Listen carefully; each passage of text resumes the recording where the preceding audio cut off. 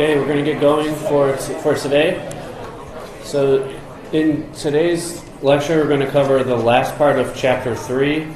So this will also be the last section that's going to be covered on the first exam. So everything we covered today is still fair game for Exam 1. Everything after today will be for a future exam. So what we're going to mostly do today is talk about nomenclature, which is how we name ionic and covalent compounds. But before we do that, just again, don't forget about the exam. If you haven't signed up for it, now is a good time to grab your favorite time slot. And now is also a good time to start preparing, because I would venture to guess this is not the type of exam you can cram for the night before. Maybe some of you can, but I wouldn't be able to do that, and I wouldn't recommend it. All right, so before we get into nomenclature, though, let's talk a little bit more about Lewis structures, just a couple of loose ends to tie up and just a little bit of review of last time.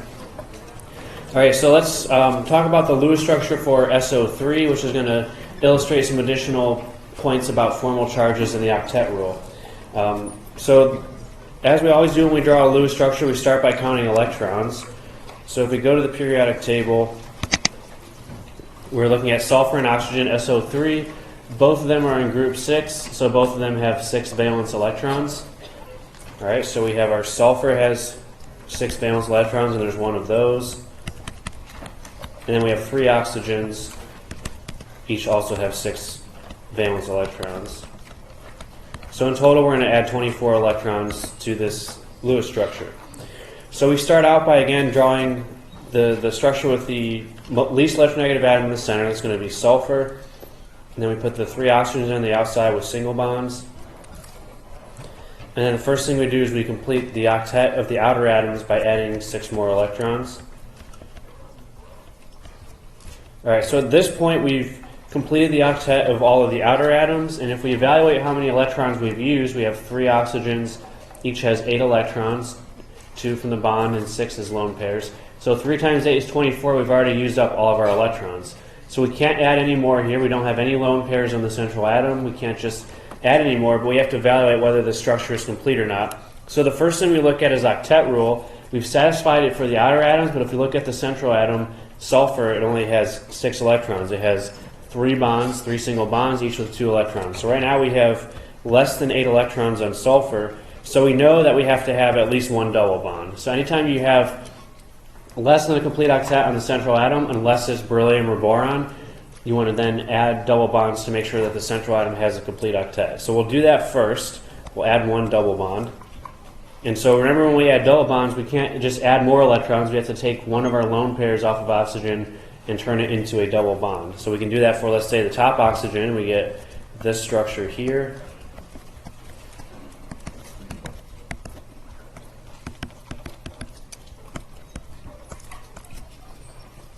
All right, and this structure exactly obeys the Octet Rule, which means that all 4 of the atoms have exactly 8 electrons around them. So now the sulfur has 4 total bonds, 2 singles and 1 double, so it has 8 electrons. Each oxygen still has 8 electrons. So on the basis of the Octet Rule, this structure is fine, but then sometimes, as we talked about, it's justified to make additional changes to the structure based on the formal charges. And since SO3 is a neutral molecule, we would ideally like to have no formal charges in there. So if we calculate the formal charges at this stage, if we do it for sulfur, which is at the center, sulfur brought in 6 valence electrons, and it has 4 bonds right now. So we subtract the number of bonds, and then it has 0 lone pair electrons. So there's no other electrons around sulfur, so this has a formal charge of +2. And then we have, for oxygen, we have 2 oxygens that have single bonds, 1 oxygen that has double bonds. So again, we have 2 different formal charges for oxygen. We'll call these ones, call this one A, and then we'll call these ones B. So for the oxygen up top, oxygen A, it also has 6 valence electrons, and then it has now 2 bonds and 4 lone pair electrons, 4 non-bonding electrons. So this one has 0 formal charge. And then if we look at the other 2 oxygens, OB as I'll call them, they also have 6 valence electrons. These ones only have 1 bond, 1 single bond, and they have 6 more electrons around them as lone pairs.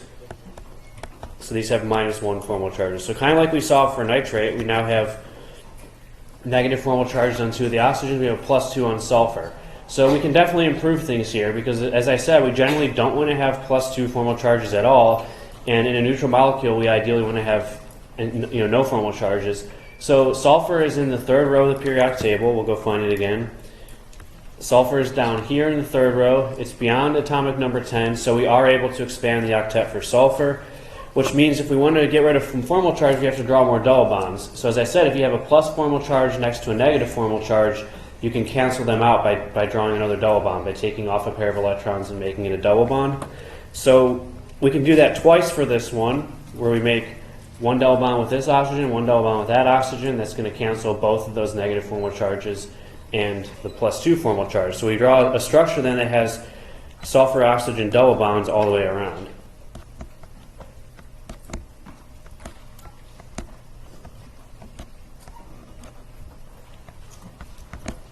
And so this would be the best Lewis structure for SO3, where we now have 0 formal charges. And we've exceeded the octet on the central atom, but in this case and in many other cases, that's okay to do if it's beyond atomic number 10. So you might see it kind of both ways on homework assignments or exams. Sometimes we'll ask you to identify the Lewis structure that satisfies the octet rule exactly or obeys the octet rule. So that would be this one here. In this case, all the atoms have exactly 8 electrons. But more often, we're going to ask you to select a Lewis structure that also minimizes formal charges. And if that was the case, you'd want to select this one, which exceeds the octet rule for the central atom, but now has 0 formal charges for all those atoms. And so that's the best place to be.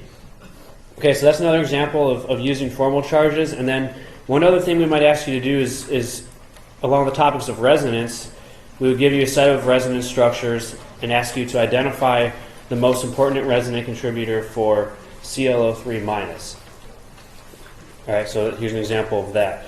So remember that with resonance structures, what we have are situations where we have the ability to put the double bonds in different ways. Okay, so we could, in this first one, we have 1 double bond and 2 single bonds. In this case, we have 2 double bonds and a single. Here we have 3 double bonds. This one also has 3 double bonds.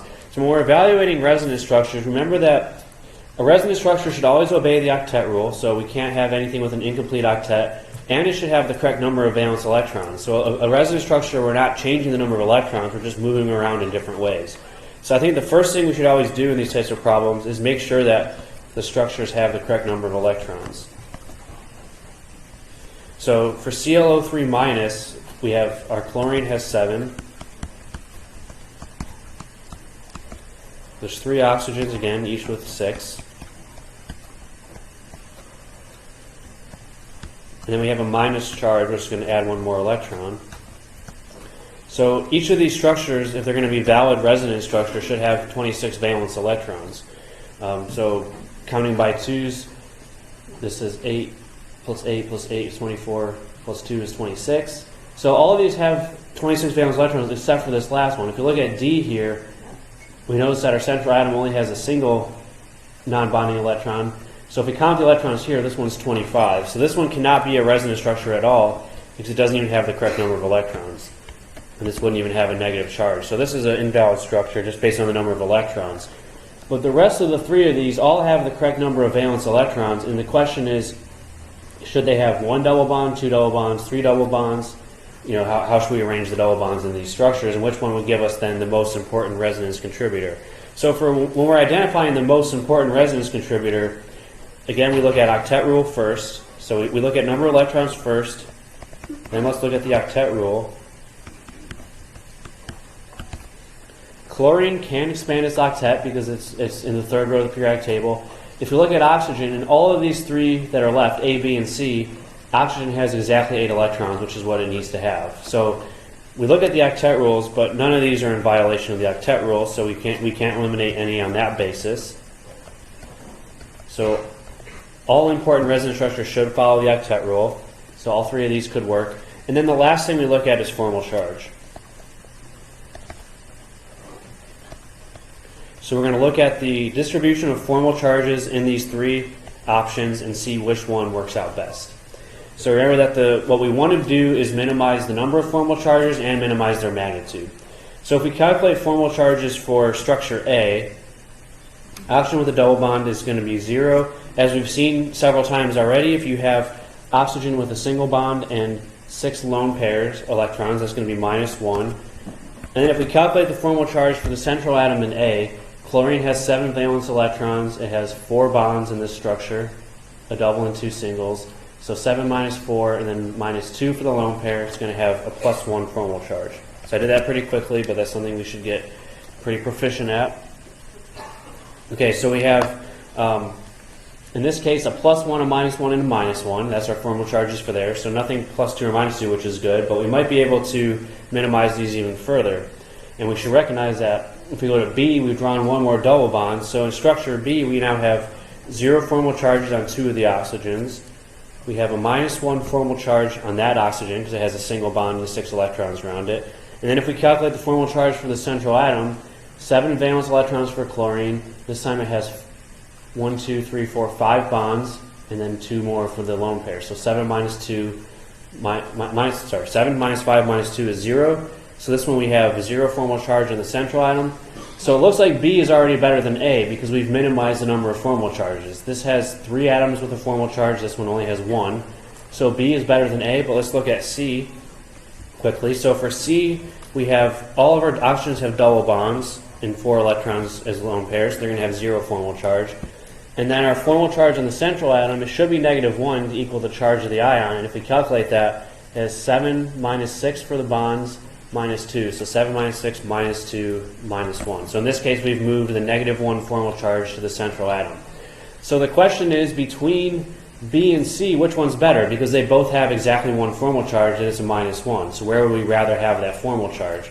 And so when you have a debate like this, we want the formal charge, if it's negative, to be on the more electronegative atom. Okay, so the oxygen is more electronegative than chlorine. So if you're going to have a negative formal charge, you want that to be on oxygen because oxygen pulls in more electron density by virtue of its electronegativity. So choice B is the best one here, okay, because it minimizes the formal charges and it puts the negative formal charge on the more electronegative atom. Okay, so that's a subtle point that we wanted to bring in here, that it's better to have a negative formal charge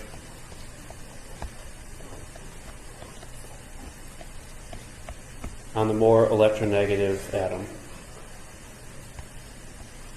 And when we draw these structures, in almost every case, the more electronegative atoms are going to be on the outer atoms.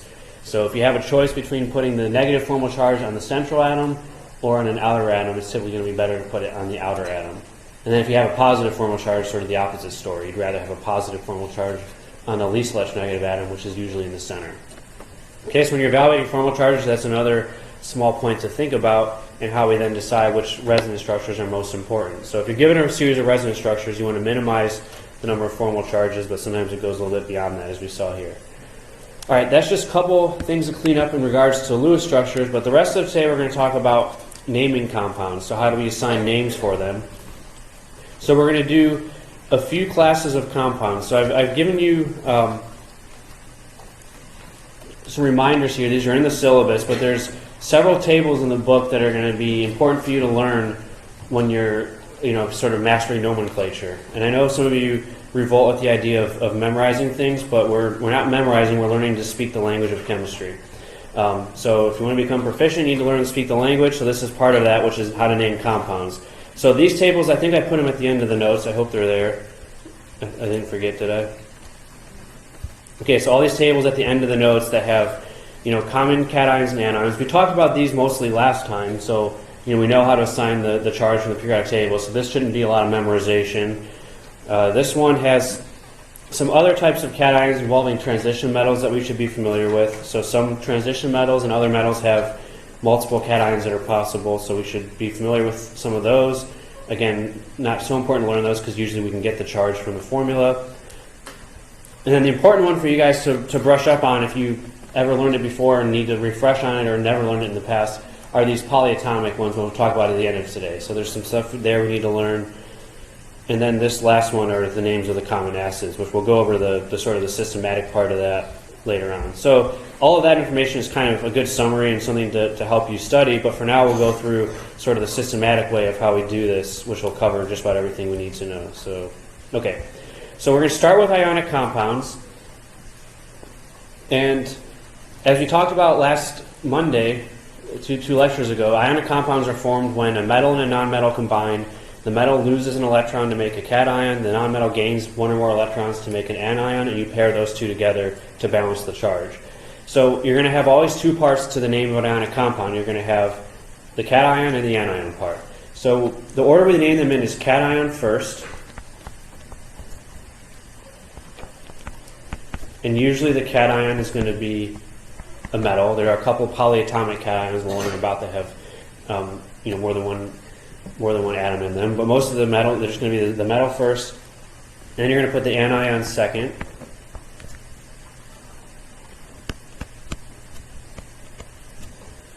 Which is usually the nonmetal, or in many cases what we call a polyatomic anion, which is a group of nonmetal atoms bonded together that have an overall charge, kind of like the resonance structure we just looked at, chlorate. So you're going to, so you put them in that order always. Cation first, anion second, and this order applies to both the formula and the name.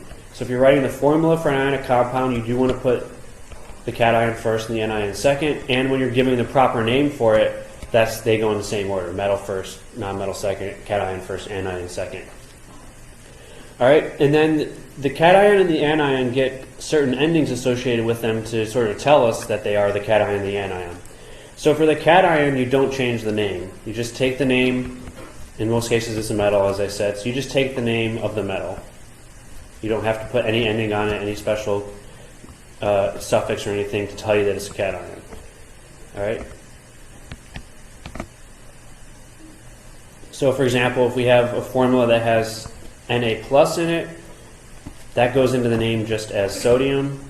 If we have calcium 2 plus, that just goes into the name as calcium, and so on. So we don't change the name of the metal at all. But the part that we do have to change a little bit is the anion, the second part of the formula. So our polyatomic anions have their own name associated with them, so we don't have to do anything with that. But if it's a binary ionic compound, which means that it's just two elements paired together, then we have to change the ending of the anion part. So we take the root of the anion, and then we add an IDE ending. Okay, so F minus becomes fluoride. So it's fluorine, but you change the ending to IDE. O2 minus comes from oxygen, but we change the ending to IDE again, so that makes it oxide. N3 minus is nitrogen, which becomes nitride, and so on. Okay, so that's how we designate the anion in the names, by putting an IDE ending on it. And then for subscripts, this only applies to the formula. We don't put any subscripts or numbers in the name itself. But remember that when we're writing the formulas for ionic compounds, we went over this on Monday, you want to use the lowest whole number ratio.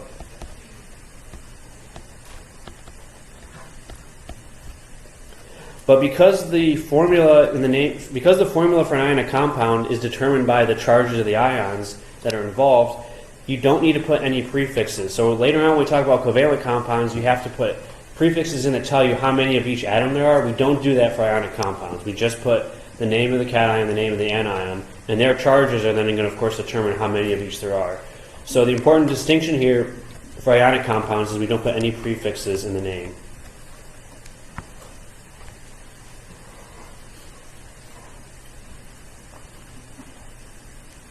So no prefixes.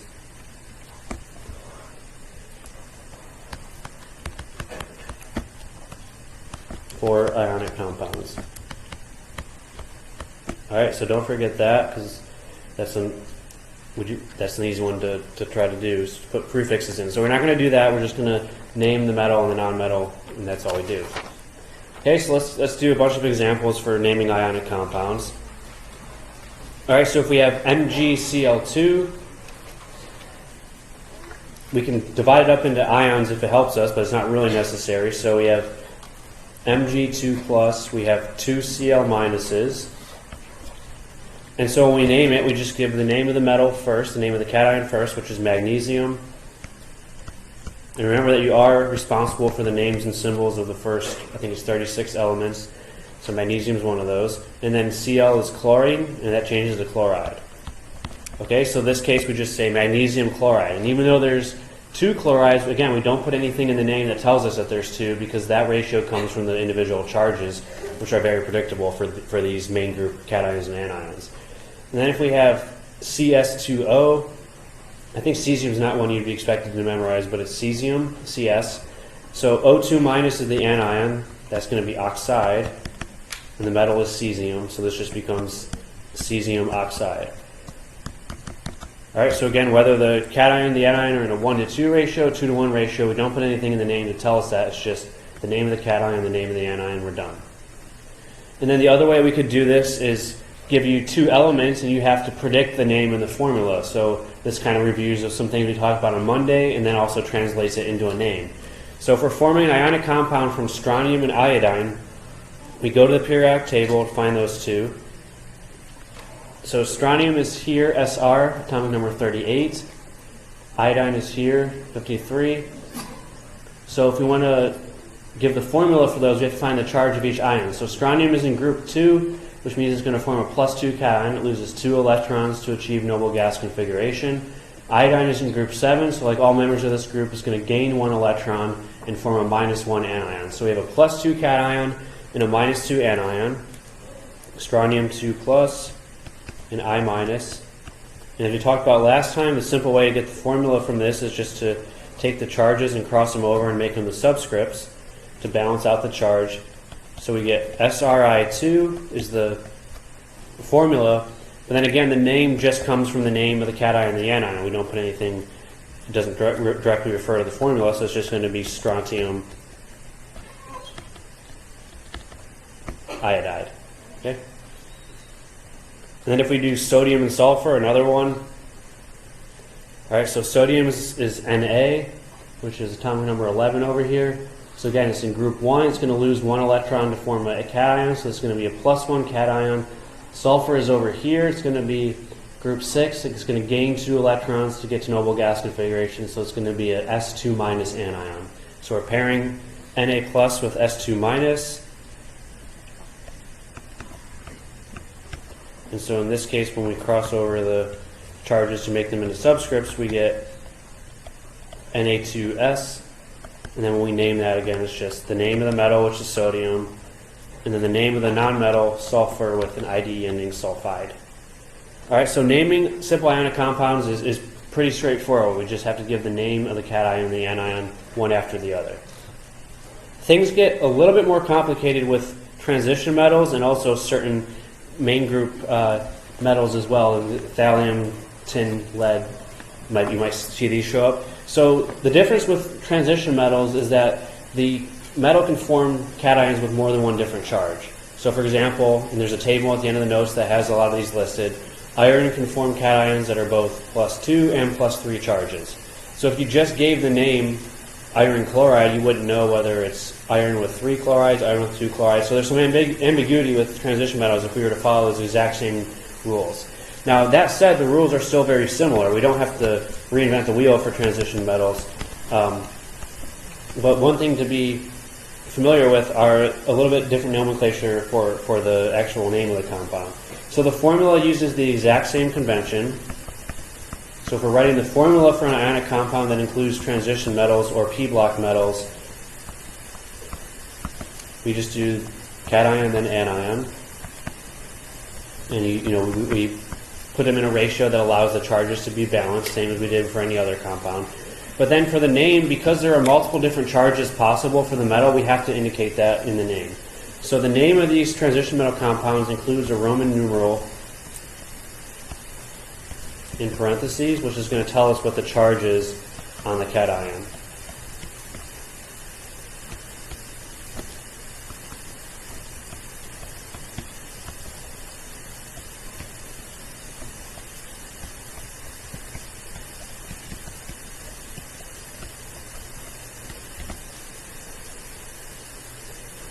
Okay, so then if we stick with the iron example, as I said, iron can have either +3 or +2 cations that form as multiple possibilities.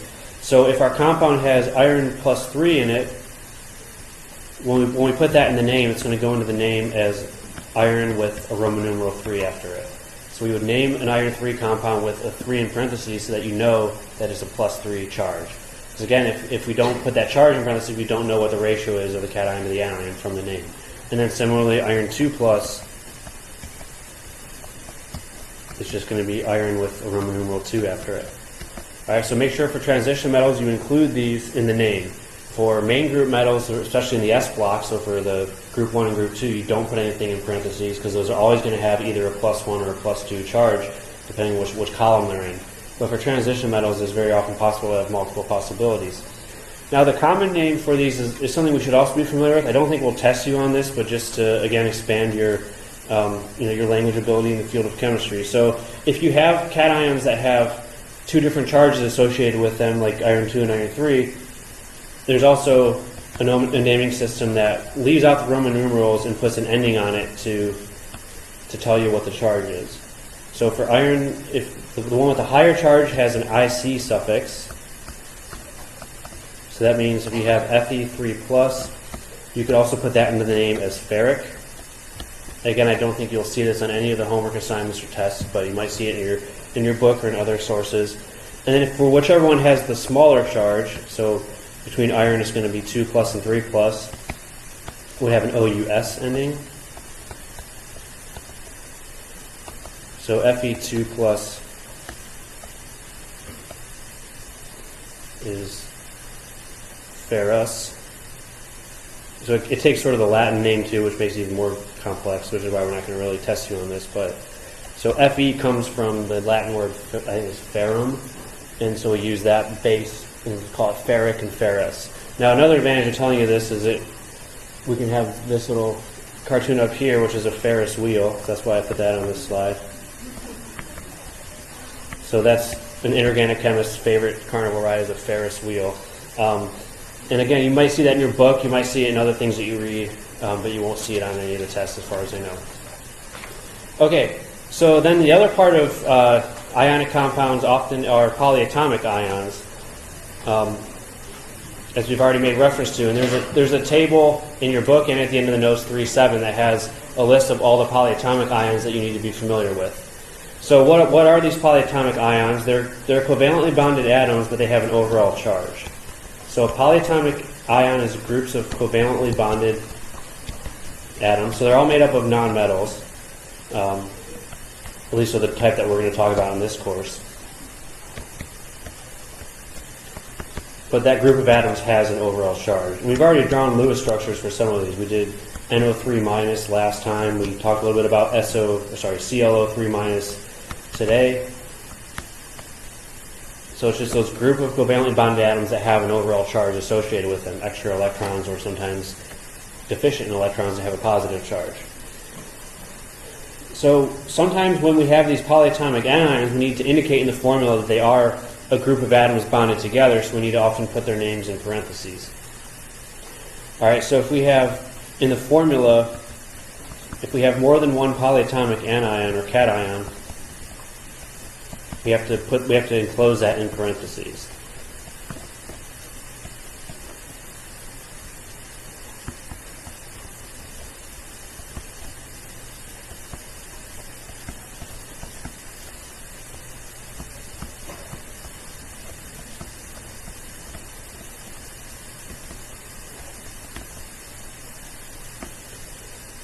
And then the subscript that tells us how many of each there are is going to go on the outside of the parentheses.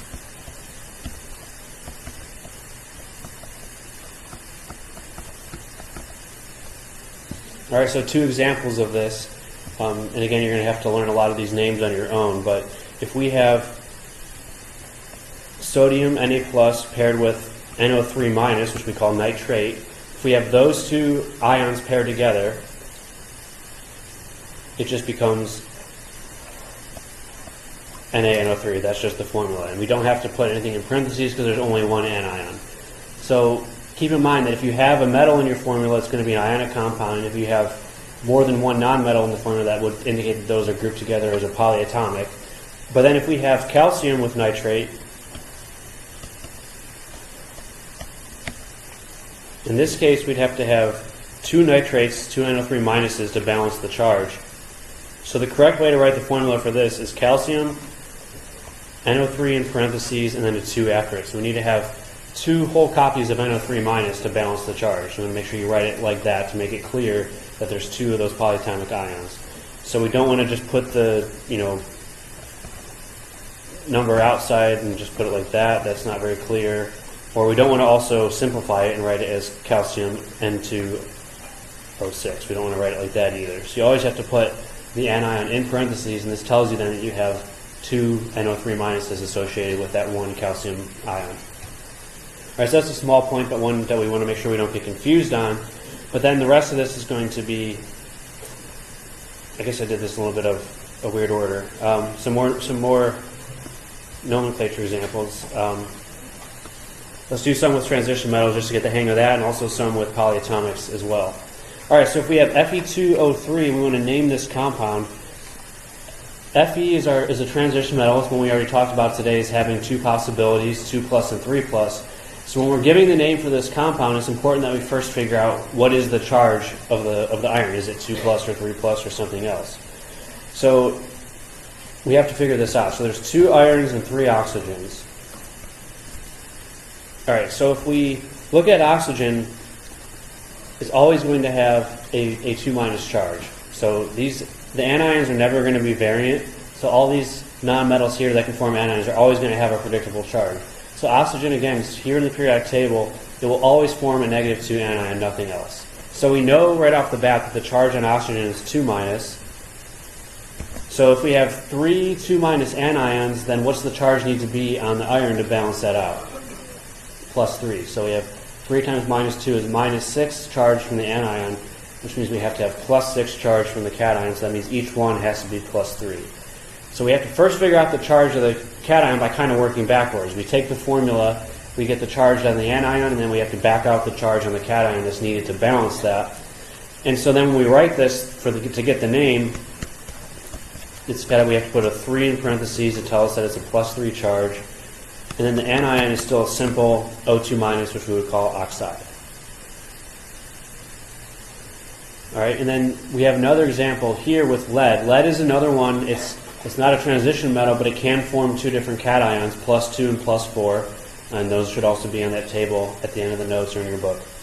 All right, so again, if we want to find the charge for this, we have 1 lead, and it's paired with 2 sulfates, SO4.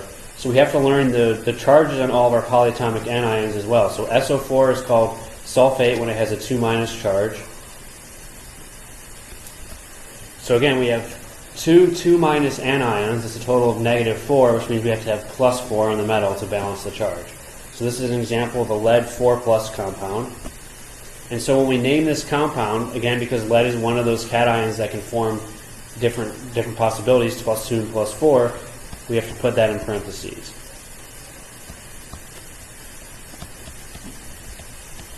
And there is a common name for this, which would be plumbic sulfate in PB, but this is the one that we'll actually use in this course, this convention. So lead 4 sulfate. So we have to tell us what the charge is because, again, there's 2 possibilities. And then finally, we can work backwards. And if we give you the name, we get the formula. So chromium 3 permanganate. So permanganate is one of the polyatomic anions. I think it's one that you're responsible for. It was in the old book. Maybe it's not in this book. Let's check. But it is a polyatomic anion. MnO4-. There it is. All right, so it is on your table, so I don't feel bad about putting it in the notes. I had a brief mental block if that was actually one that was in there. But it is. So when we have chromium-free permanganate, we have to... In this case, it's a little bit simpler because we have the charge already from the name. So we just know that it's going to be chromium +3. But then if we have permanganate, we need to know what the charge is on that. So that's where we have to, again, very, in good detail and very well know the charges on all these anions as well. So permanganate is MnO4, and it's a -1 charge. So we have a +3 cation, we have a -1 anion. This is one of those polyatomics that does include metals. There are a few of those that will have, but most of them are nonmetals only. And so when we cross over the charges to make the subscripts, we get Cr MnO4 taken 3 times. And that's going to be the correct formula for chromium 3 permanganate. All right, so again, it's the same story as binary ionic compounds. We just have to balance the charges. But in this case, it's important to know what the Roman numeral in parentheses tells us the charge on the metal, but then we also have to know what the charge is of that polyatomic to be able to do this. And then tin 4 chloride. So the name tells us that it's tin 4 plus, which is SN. I don't think this is one you'd have to memorize, but it's SN 4 plus, and then chloride is always Cl minus. So again, for these simple non-metal anions, chloride, fluoride, oxide, all those, the charge is always going to be whatever's given from the periodic table. This is group 7, so it's -1, and so we have to cross over the charges to make the subscripts. We get SnCl4. Okay, so that's tin 4 chloride. All right, and then the next thing we need to do are covalent compounds, which in some sense are a little bit easier because we don't have to worry about charges, we don't have to worry about polyatomic anions and cations that we have to memorize. We're just dealing, in this case, with binary covalent compounds that are going to be two nonmetals paired together, and we have to know how to name those properly. So the big difference with covalent compounds is that we have to use prefixes to tell us how many of each atom there are in the formula, because for covalent compounds it's very often possible, as we know from the law of multiple proportions, to form two different compounds that have the same two elements paired together. The classic example that I've already given is carbon monoxide, carbon dioxide. So we need to have those prefixes in the name that tell us what the relative ratio is of the two atoms, or the number of each that are in the formula. So we're going to have you responsible for 1 through 10, the prefixes, and most of these are pretty familiar from other contexts. So 1 is mono. Now the important thing with this mono prefix is that we only use it on the second element in the formula. So we're going to talk about binary covalent compounds which have two elements. We only would put mono on the second one. If there's only one of the first element, you just leave it off.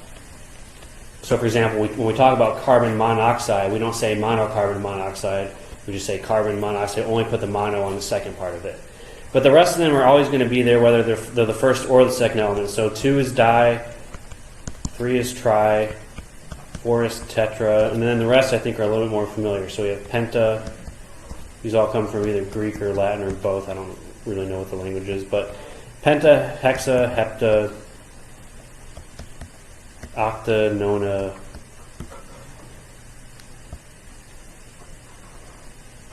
and the last one is deca. And that's as high as we'll go. And there's also undeca and dodeca and all those, but I don't think we're going to have any that high.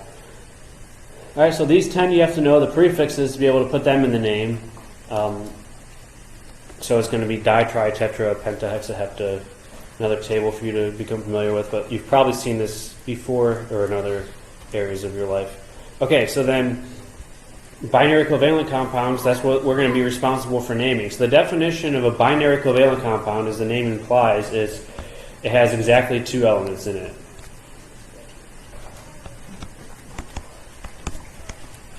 All right, so there are, of course, and you know there are different types of covalent compounds that have more than two elements. We'll learn about one case at the end of today, acids, but the nomenclature for anything beyond binary covalent is a lot more complicated, so we're not going to do that. But if it has two and only two different elements, we can name it using the rules that I'm going to give you.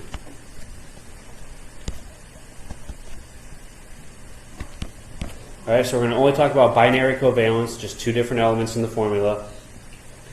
So the rules for nomenclature, we don't really have to worry about the order too much because typically we're going to give you the formula and then you name it in the order that the atoms come in the formula, or we're going to give you the name in the formula, you put the atoms in the order that they are in the name. But if you're wondering, like, how do we know which atom to put first in the formula or the name, typically the first one is going to be the element with the lower group number. So if the two elements come from different groups of the periodic table, we put the one with the lower group number first. So back to that old familiar example, carbon monoxide. Carbon is in group 4, oxygen is in group 6, so we name it with carbon first, then oxygen. Again, it's not likely to come up for you on the homework problems because we're going to give you the formula, and then the formula already has everything in the right order for you. But if they're in the same group, again, not something you have to worry about too much, but if the two elements are in the same group, so we saw earlier today SO3, which is sulfur trioxide, we put the higher period first, the one that's lower, that's on the lower row of the periodic table, the one farther down. The higher period comes first. So sulfur is below oxygen, which means when we have a compound with sulfur and oxygen, we put sulfur first, then oxygen, sulfur trioxide or sulfur dioxide, whatever it is. But then, as I've already sort of said verbally, when we name these compounds, we put an IDE ending on the second element, and that's an important consideration. So even though these are covalent compounds, and, we're not really having negative charges on any of them, we still put that IDE ending on the second element, which is why it's carbon monoxide and not carbon monoxygen or something like that. All right.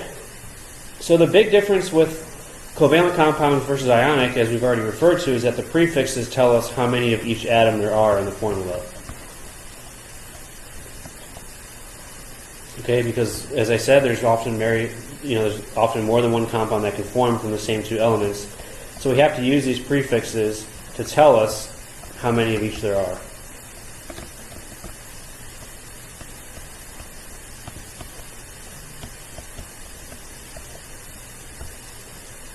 And another thing about the formulas of covalent compounds is that the formula is not reduced to the lowest whole number ratios.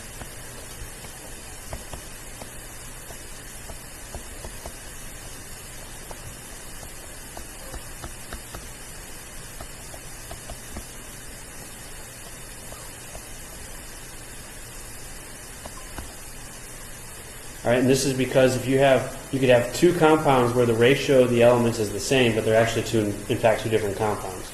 As an example, we can have NO2 and N2O4. If we reduce N2O4 down to the simplest whole numbers, it would also be NO2, but these are different compounds. So for covalent compounds, we don't want to reduce the subscripts at all. Okay? So that's another difference. When we're writing the formulas for covalent compounds, we don't need to change the ratios to the lowest whole numbers. All right, so let's do a few examples. And I think with binary covalent compounds, once you get the hang of it, it's even simpler than ionic compounds in a lot of ways. So if we have SF4, we have to know the name of the elements, but it's one sulfur, so we just put sulfur. We don't put a mono on the first element in the formula, remember, so it's just going to be sulfur. And then we have 4 fluorines, so the prefix for 4 is tetra. And then we have to put an IDE ending on the second one, so sulfur tetrafluoride. Remember that we don't put any mono on the first element.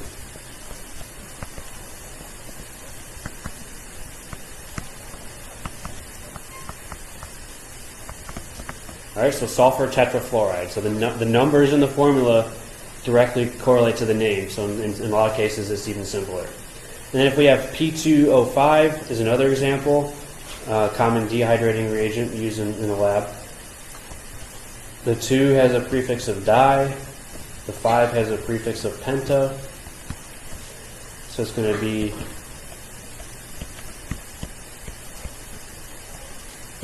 diphosphorus. And then another little subtlety is that if the element begins with a vowel, you usually leave the A out of the prefix, so it's not pentaoxide, it's just pentoxide. Again, we're not going to test you on spelling, so it's not going to be such an important point for you guys. But it would be diphosphorus pentoxide, not pentaoxide. So you leave the A out if it's an element that begins with a vowel. All right, and then if we can go the other way. We give you the name, and you have to write the formula. And again, once you know these prefixes, it becomes very simple. So we have nitrogen trichloride. If we have no prefix on the first one, that means there's just one of them. And then tri means 3, so it's going to be Cl3. So very simple to go also from name to formula for covalent compounds. And then if we have disulfur decafluoride, okay, di tells us that there's 2 sulfurs. Deca is 10, and so and fluoride is F, so it's going to be S2F10. Okay? So if we give you the name, and sometimes in Blackboard you'll have to type the formula in directly, so you have to be able to, go both ways really, from the name to the formula, from the formula to the name. The last class of compounds that we want to be familiar with and how to name them are acids. So we're going to talk more about acid-base chemistry later on in the course when we start talking about chemical reactions. But for now we're just going to talk about how do we name acids. So what is the definition of an acid? We're going to learn more about them later, but it's an anion paired with an H+.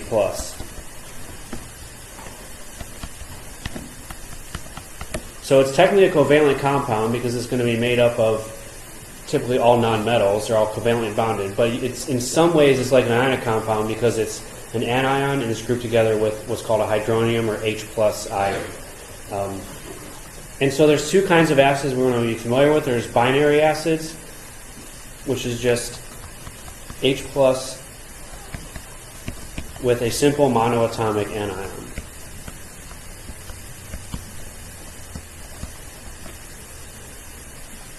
And so that would be just, the simple anions that we've already heard a lot about from ionic compounds.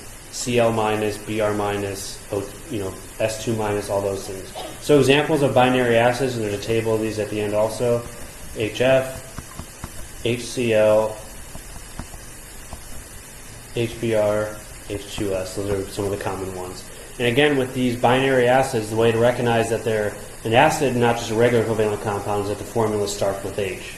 If it starts with H, it's a good assumption that you're going to use it as an acid, especially if it's paired with an anion from group 6 or group 7 in the periodic table for most cases. And the way that we name these is a little bit complicated. You start with the prefix hydro.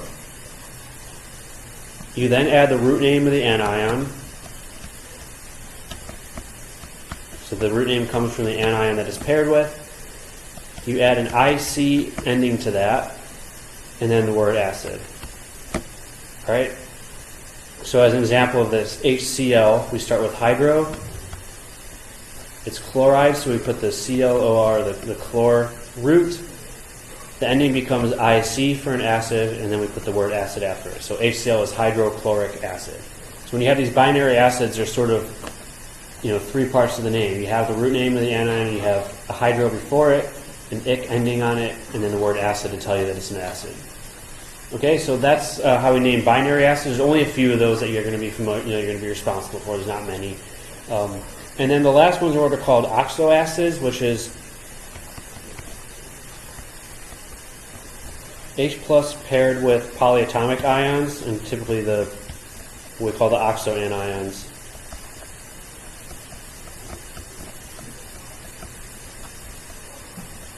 So those are things like H plus paired with nitrate, HNO3.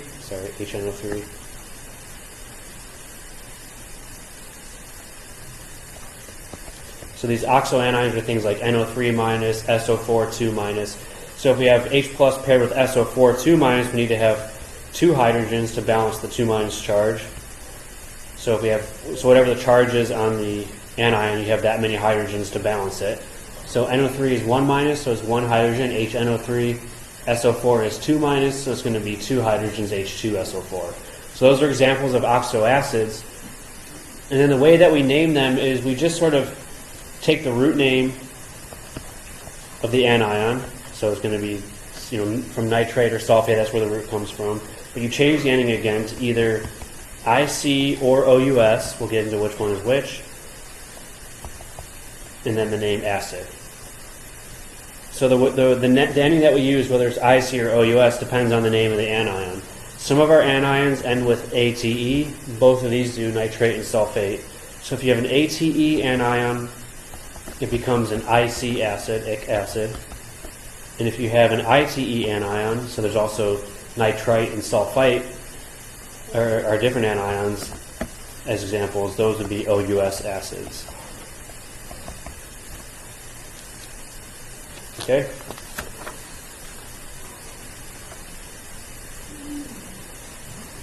All right, so those are how we name binary acids, oxoacids. Let's do an example of each now. So give the formula for hydrofluoric acid. So the key point here is that if we see the word hydro in the name, we know that this is a binary acid, which means it's just going to be hydrogen with some other element.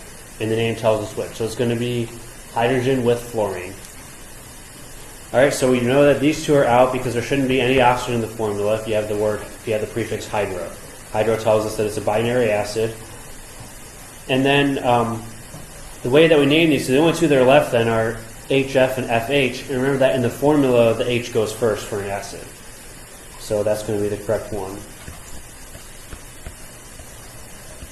So it's hydrogen then the anion in the formula. So it's going to be HF is correct. A little bit more details about this one. The other important point about the formula is that we know that fluorine always forms -1 anions. This is in group 7, so that will only be paired with one H+. So that's why the formula is HF and not H2F or HF2 or something like that. Okay, so if it's a -1 anion, it gets paired with a single hydrogen to make an acid. And then finally, the last one here, H2CrO4. So CrO4, it starts with H, so it should be an acid. CrO4 is one of our polyatomic anions. So again, we have to know the name of this. CrO4 2- is what we call chromate. So it's another one of these metal-based polyatomic anions, of which there are a couple. And we call this chromic acid. All right, because again, the ATE becomes an IC, 8 goes to IC, and then we just add the word acid at the end. So the correct one here is C. And then one last little point, which may come up on some of the homeworks, is in these acids, these oxoacids here, the hydrogen is going to be bonded to oxygen. So if you're asked to draw the Lewis structure of one, make sure the hydrogen is bonded to oxygen, not to the central atom. So you may see that. All right, that takes us to the end of Chapter 3. We'll start with Chapter 4 next week.